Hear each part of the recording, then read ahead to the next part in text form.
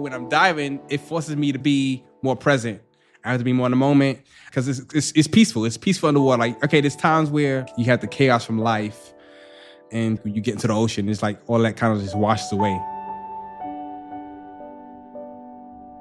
Barrington Scott didn't learn to swim until he enlisted in the Marine Corps at 18 years old.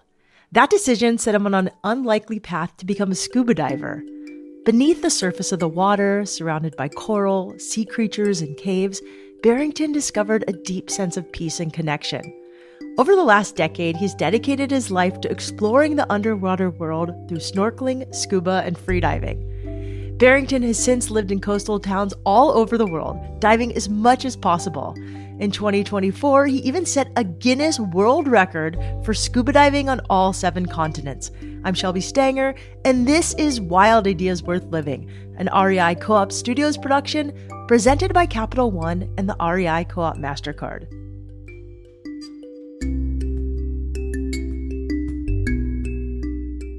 Barrington Scott, welcome to Wild Ideas Worth Living, all the way from Thailand.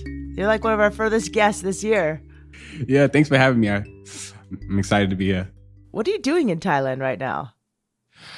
You know, a little bit of everything, a little bit of nothing, relaxing, chilling, kind of taking a break. So where'd you grow up? Because you got this great, you're not from Thailand. No, absolutely not. I'm originally from Bronx, New York. Yeah, born and raised. And I spent some time in other parts of New York, like Brooklyn, Queens. I was raised in foster care, so I kind of bounced all over. And then I moved to the South in my teens, around like 13, 14, and finished off my high school year. Where in the South did you go?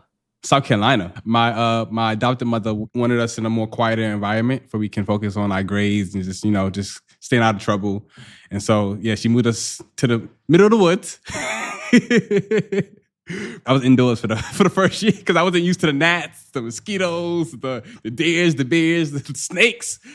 So, I kind of stayed indoors for the first summer, and then I, creeped my toe out the next summer, and I started doing more outdoor things. Yeah. So is that how you found your love of the outdoors and nature? Well, it started I think my interest started, I was a little bit of a nerd growing up. So I kind of my outlet was watching a lot of Nat Geo, a lot of Discovery.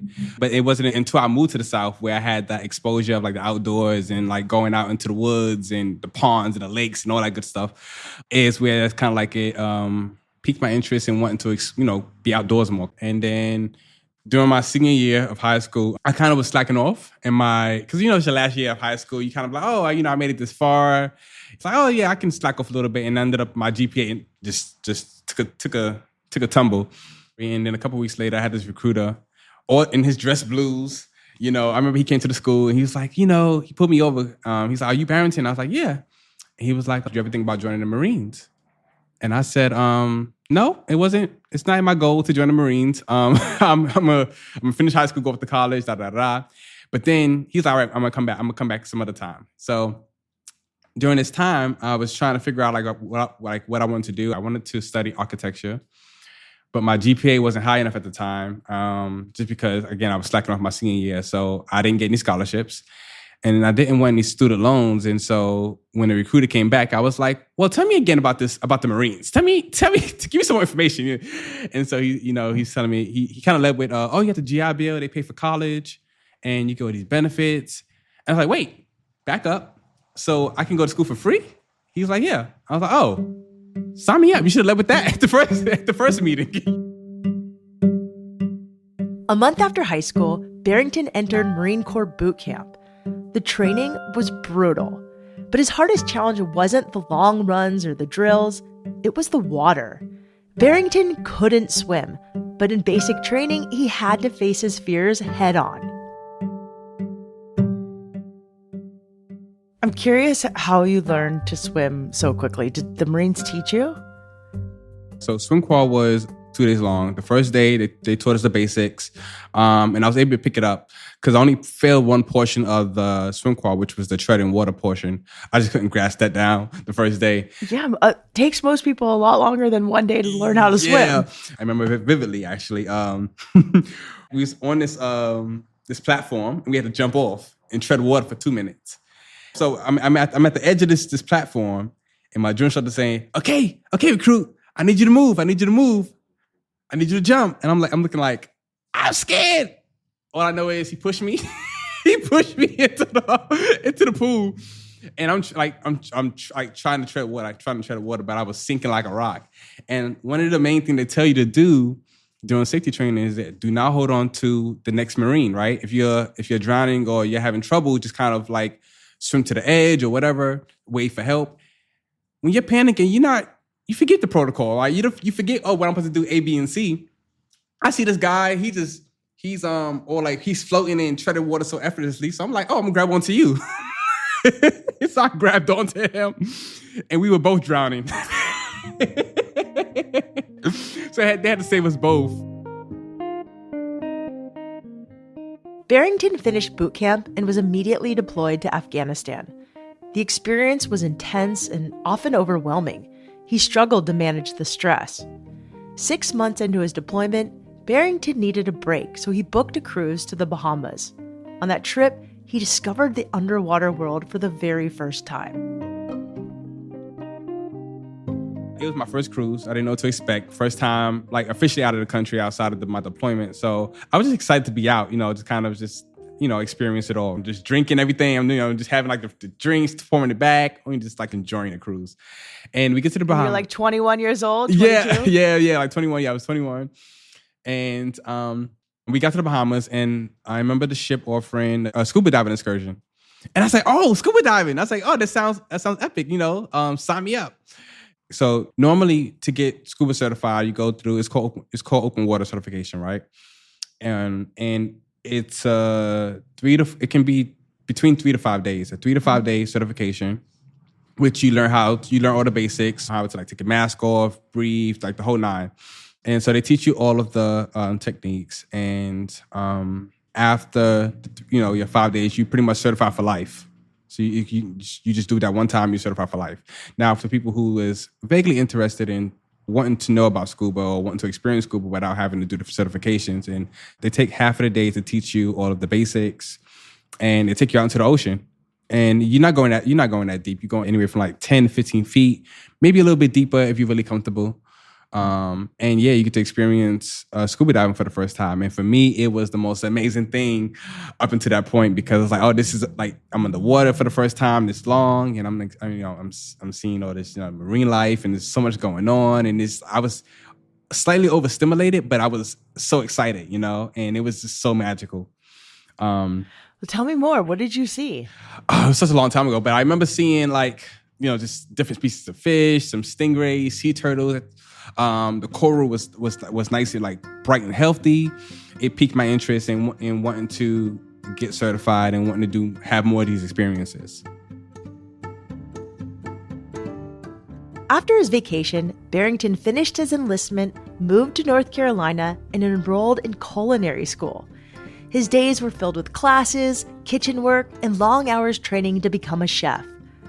Once he graduated, Barrington bought a house and he fell into a comfortable routine. But something felt off. The trauma of his past started creeping in, and his mental health began to suffer. I was in this weird space in my life where I was like depressed. I was dealing with so many like mental health elements. I was dealing with PTSD, depression, and just trauma from like my childhood, from the military, from like deployment. Just everything was crashing on me at once, and I felt like I was suffocating. I couldn't breathe. I just felt, it was so many emotions at once, and I felt like I needed to get away. I needed to escape. And what was initially a 3-week trip turned into a gap year that kind of like changed the trajectory of my whole life. So as I was planning my 3-week trip to Southeast Asia, I was stumbling upon this thing called gap year, right? And at the time, I was like, what is a gap year? I never heard of it up until then. And it's like, you take a year off. It's like a year sabbatical of life. And you just go enjoy life. You go frolic any way you want for a year. Which I was like, oh, this sounds amazing. Like, why haven't I heard about this? And so I was like, oh, this sounds more like my speed. I'll maybe take a year off and figure out what I want to do with, my next stage of life, and just figure some things out. And so I was like, you know what?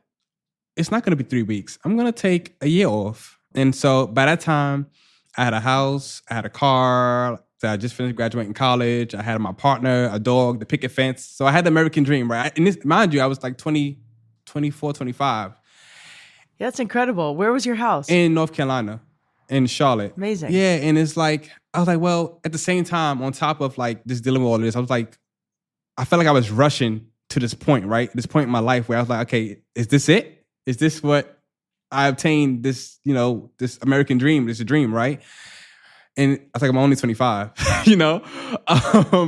So again, I was just kind of like really confused, like I said, in a really weird space. And so I ended up selling my house, selling my car, pretty much selling everything. I was like, everything has to go. I told my partner, hey, I'm selling the house. You don't got to go home, but I'm selling this house. So you got to figure out someplace to live.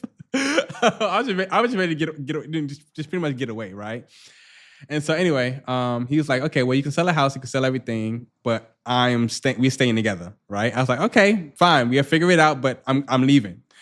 Anyway, I ended up buying a one-way ticket to Malaysia. Everything happened so fast that when I landed in Malaysia, I didn't have a place to stay. I'm at the airport.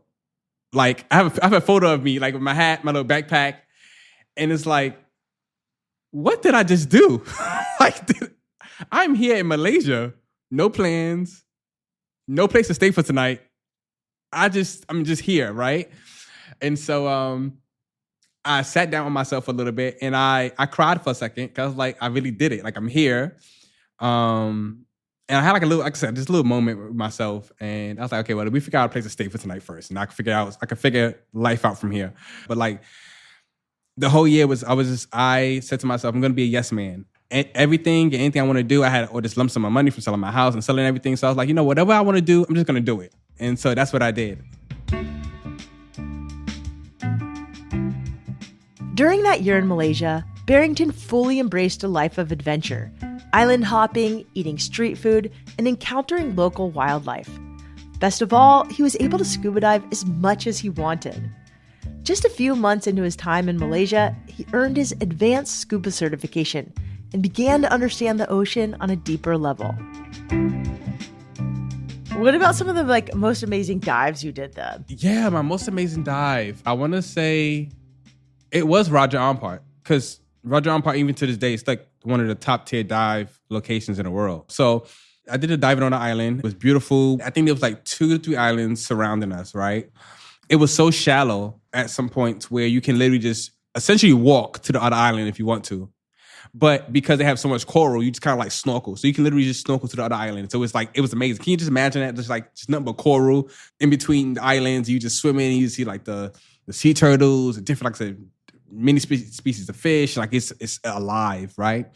And I think what was most amazing is that at that point, there was like a drop off where you can just see white tip sharks, black tip sharks, some octopus, which let me tell you, it's rare to see octopus.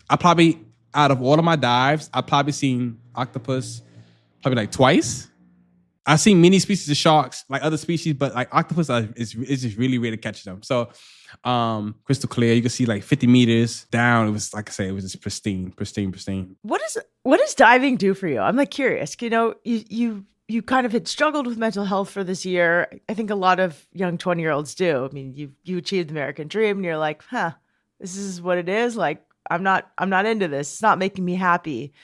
And you had found diving, pretty young. But what does it do for you, like mentally, emotionally? Yeah, so diving at the time, it was really therapeutic for me, right? On land, I'm really high energy, a tad bit anxiety, but for the most part, I'm high energy. I'm always on 100, right? And so when I'm diving, it forces me to be the complete opposite. I have to be more present. I have to really be more aware of like how my body's moving, and it forces me to also like I said, be more reflective. It's peace. Diving beneath the surface and looking for aquatic life gave Barrington something he couldn't find on land. It provided him space to breathe, to think, and to imagine what might come next. Barrington's sabbatical evolved into a nomadic life abroad. Most recently, Barrington was living in Thailand, where he watched a documentary that sparked his wildest idea yet.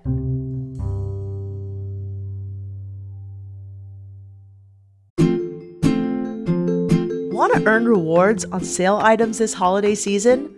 The only way to do it is with the REI Co-op MasterCard. In fact, card members earn 5% in card rewards on all REI purchases. That's right, all REI purchases, including trending gifts and holiday deals. And here's the best part. You can redeem card rewards as you earn them. That means your rewards are available to use for your holiday gifting, including gifts you purchase for yourself. Personally, I'm hoping to snag a fleece from REI's new Campwell collection. Don't have the REI Co-op MasterCard? Find out if you're pre-approved with no risk to your credit score. Just go to rei.com/MasterCard-podcast. That's rei.com/MasterCard-podcast. Terms apply.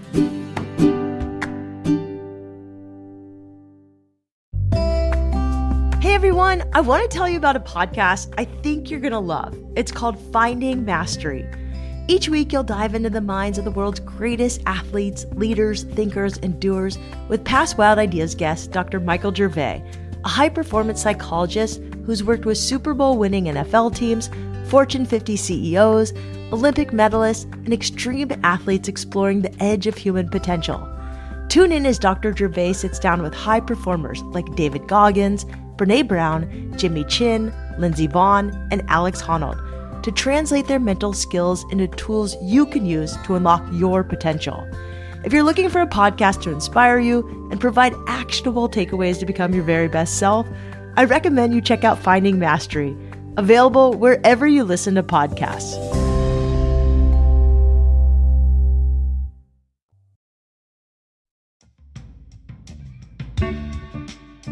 In 2024, Barrington Scott set the Guinness World Record for the fastest time to scuba dive on all 7 continents.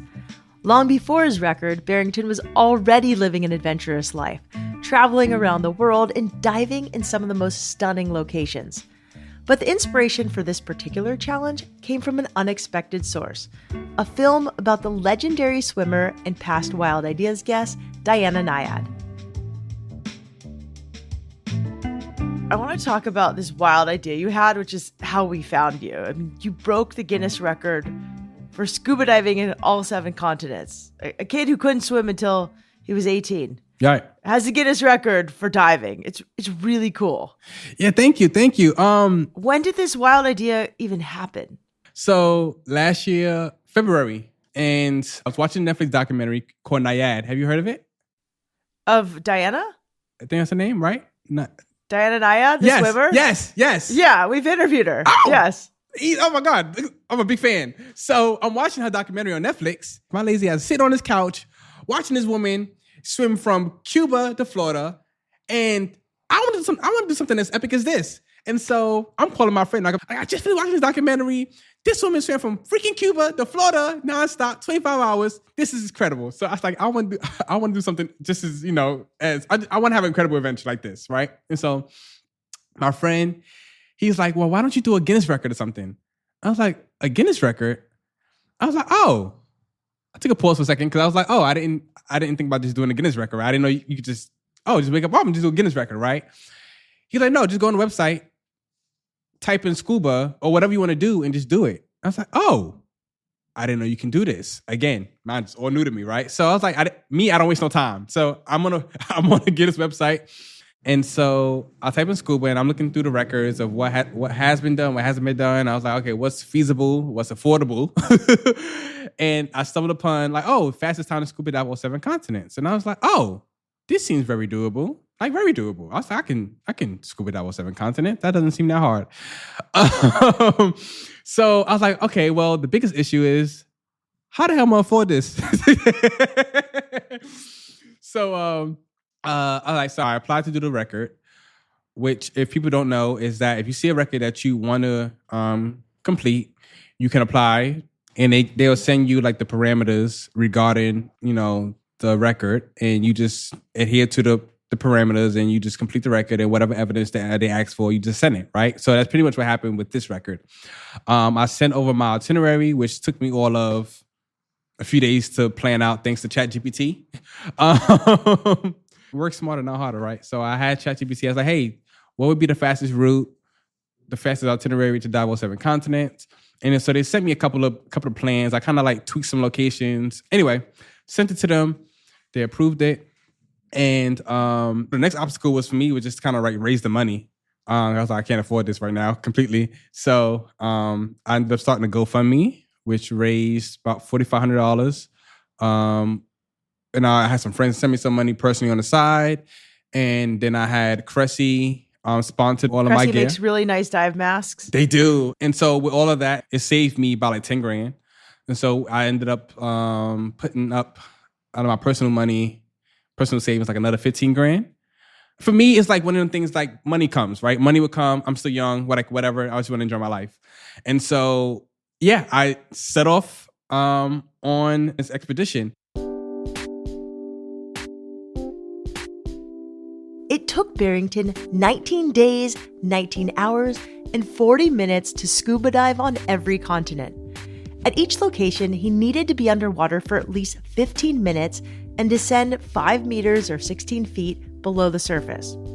His journey began in Australia, then continued through Thailand, Egypt, and Malta, which is an island off the coast of Italy. He then crossed the Atlantic to dive in Florida and Argentina before setting the record in Antarctica. The travel alone was a logistical puzzle, but each dive was memorable in its own way. Tell me a little bit about some of these dives. Like, which one is the most memorable? You talked about a cemetery underwater in Miami. What does that even look like? Like, what kind of cemetery is underwater? It was the most significant for me, I think, because, well, two things. One is the only official underwater cemetery where you can get cremated. And what happens is that they take your remains and I guess they make some kind of like special cement and they turn you into a marine animal of your choosing. You can plan ahead of time. So like, if you plan to be a dolphin, they turn you into a dolphin and then they'll set up like a little space for you underwater. They'll plant your statue. And what happens is that you can pay upwards from like anywhere from like, I think 15 grand to like a couple $1 million because you can actually build a whole mausoleum. Yeah, it's actually pretty incredible. So I changed in my will. I was like, hey, turn me into an octopus. Okay, when I die, use some of my money, turn me into an octopus. I want to be underwater. Oh, fun fact. You know Julia Child? Yep. She's buried there. Really? The famous chef and culinary, like, amazing. Yep. So she's buried there, which that was pretty cool to know.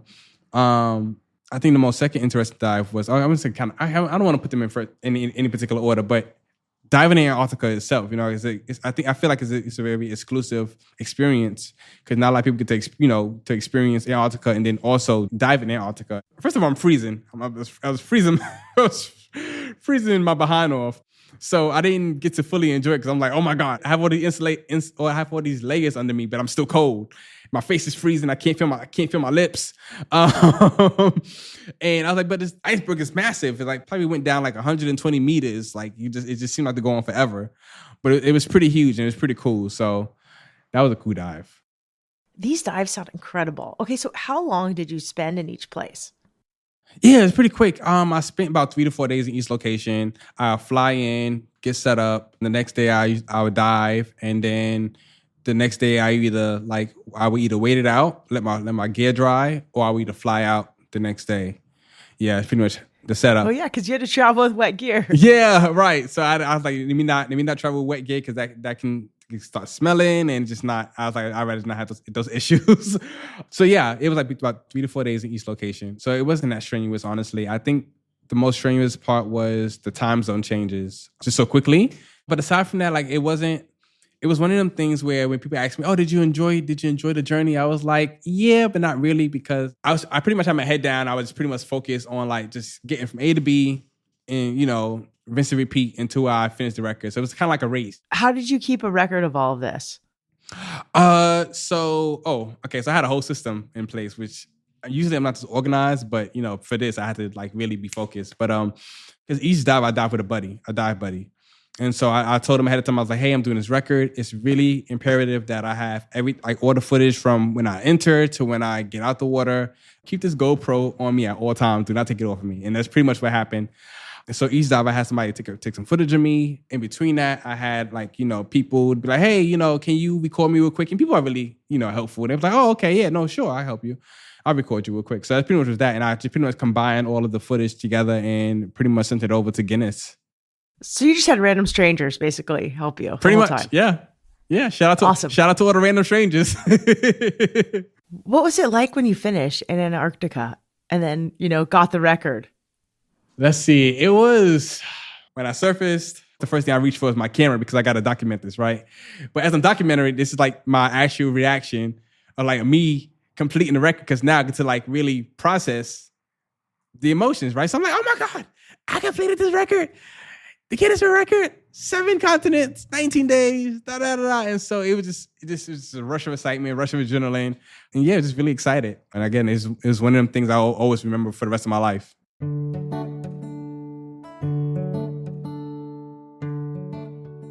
What happened when the Guinness actually sent you the record? Oh, that actually was a thing because, okay, I'm really impatient. And so when I sent them over the evidence, I also paid for the expedited process so I can get it within 5 days. Because they say it can take anywhere from like 2 weeks to 2 months. And I was like, I'm not waiting that long. 4 days passed. And I was like, I haven't heard anything back. I was like, hey, I'm messaging them. It's coming up on the time. I haven't heard anything from y'all. And I'm not sure if they messaged me right away.